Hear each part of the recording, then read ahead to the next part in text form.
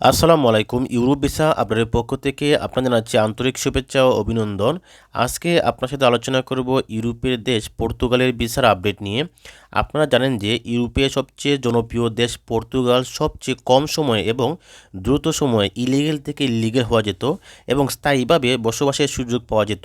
বর্তমানে SEF entry বন্ধ হওয়ার কারণে ট্যাক্স দেওয়ার মাধ্যমে সেই সুযোগটি আর প্রবাসীরা নিতে পারছে না। চাইলেই সহজে পর্তুগালে এসে লিগেল হতে পারছেন না। তবে সেই সুযোগ না থাকলেও এই মুহূর্তে ইউরোপের সবচেয়ে বেশি ভিসা রেশিও হচ্ছে পর্তুগালের D1 ভিসায়।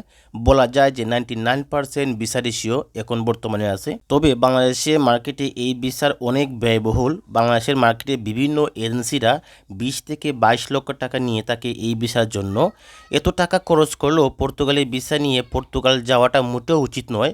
তবে যাদের টাকার অভাব নেই তাদের জন্য এই ভিসা ঠিক আছে, কিন্তু যারা জায়গা জমি বিক্রি করে দাঁড় দেনা করে যাবেন তাদের জন্য মোটেও ঠিক হবে না। এবং দেখেন, এই ভিসা নিয়ে গেলে আপনি কাজ পাবেন তারও নিশ্চয়তা নেই। 90% মানুষই পর্তুগালে যাওয়ার পর কাজ পাবে না। যারা 22 লাখ টাকা খরচ করে গিয়ে বাড়ি থেকে খরচ চালাতে পারবেন তারাই যাবেন। আপনাকে কয়েক মাস নিজের খরচ নিজে চালাতে হবে, তারপর কাজ ম্যানেজ করতে পারলে কোনো মতে চলতে পারবেন। দেখেন, পর্তুগালে বেসিক স্যালারি 750 থেকে 800 ইউরো হয়ে থাকে। থাকা এবং খাওয়ার খরচ প্রায় 400 ইউরো চলে যায়। আপনার মাস শেষে সেভিং হলেও হতে পারে সর্বোচ্চ 350 থেকে 400 ইউরো।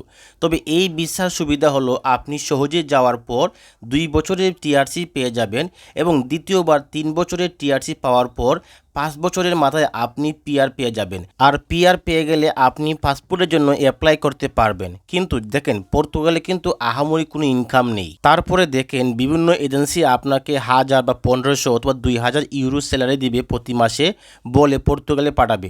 তবে বাস্তবতা ভিন্ন। সবাই সতর্ক থাকবেন, পর্তুগালে এত স্যালারি নেই এবং ভিসা দেওয়ার নাম করে বিভিন্নভাবে প্রতারণা করতে পারে। সবাই সাবধানে আগাবেন। বিশ্বস্ত লোকের মাধ্যমে প্রসেসিং করবেন। দেখেন, বিশ্বস্ত লোক না থাকলে বা নিজের পরিচিত লোক না থাকলে আপনি কখনো অপরিচিত লোকের মাধ্যমে কাজ করাবেন না। এতে করে কিন্তু আপনার বিভিন্ন টাকা লসও হতে পারে। তারপরও মধ্যবিত্ত মানুষদের জন্য পর্তুগালি ভিসায় এত টাকা খরচ করে গিয়ে টিকে থাকা অনেক কষ্টকর। খরচ যদি 12 থেকে 15 লক্ষ টাকা হতো তাহলে অনেক ভালো ছিল, কিন্তু এত টাকা খরচ করে গিয়ে পর্তুগালে গিয়ে আপনাকে কিন্তু কাম পাবেন না। আপনাকে প্রচুর সময় অপেক্ষা করতে হবে। তো বন্ধুরা, আপনারা যারা পর্তুগালে ভিসা যাবেন, অনেক টাকা খরচ করে যাবেন, আপনারা বুঝে শুনে যাবেন, বিশ্বস্ত মানুষের মাধ্যমে যাবেন। এই ছিল আজকের আপডেট। তো বন্ধুরা, ইউরোপের বিভিন্ন দেশের ভিসার তথ্য আপডেট পেতে আমার চ্যানেলটি সাবস্ক্রাইব এবং বেল আইকনটি চেপে রাখবেন, যাতে সহজে আপনারা ইউরোপের বিভিন্ন দেশের ভিসার তথ্য আপডেট পেতে পারেন। সবাই ভালো থাকবেন। আসসালামু আলাইকুম।